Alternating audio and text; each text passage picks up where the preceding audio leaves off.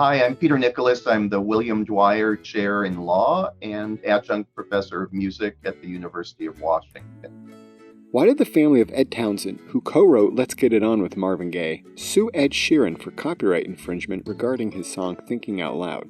So the reason for the suit was a belief that a number of musical elements common to both pieces, including pitches, rhythm, bass line, and tempo, were so similar in the view of the plaintiffs between the two pieces that they thought that Ed Sheeran had copied the original.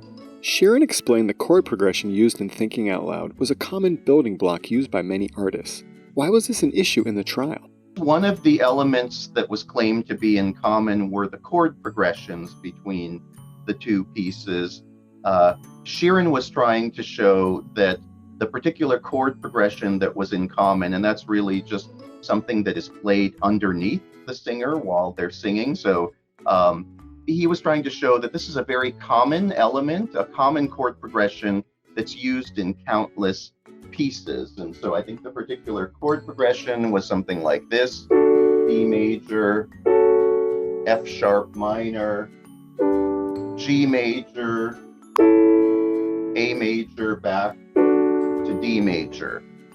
And one of the things about music, and I think Sheeran was trying to make this point, is that the chord progression basically takes us on a journey toward tension and then back and to release.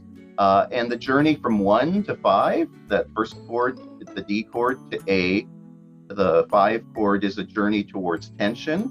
And then the return to 1 is a return to release, or a comfortable feeling that you get. And he was trying to show this is used in countless songs, and it doesn't make sense for one artist to be able to copyright what is a very common progression of chords. Why did the jury ultimately side in Sheeran's favor?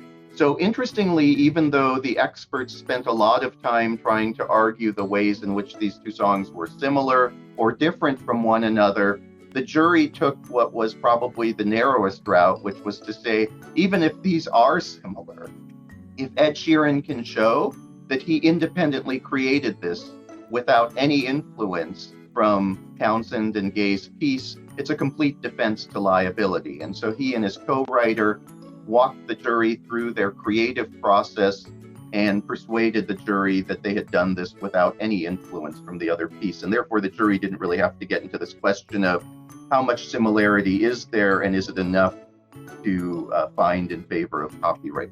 What does this case mean for artists as a whole as they go about composing music? Two takeaways from this case. One, Ed Sheeran has made a decision to defend these cases all the way to trial and verdict instead of settling them as many artists do, because he believes that these are a hindrance on the creative process. And having now won a few of these cases, both overseas and here in the United States, I think maybe a message is being sent that these are not going to be easy opportunities to get a little bit of a payoff from a successful artist. I think second, had the jury come out the other way and found that these similarities and common elements were enough, it actually would have had a chilling effect on the creative process. I think artists would have feared that things that really are basic building blocks would be enough to subject them to liability, and they might decide not to put out very valuable creative works.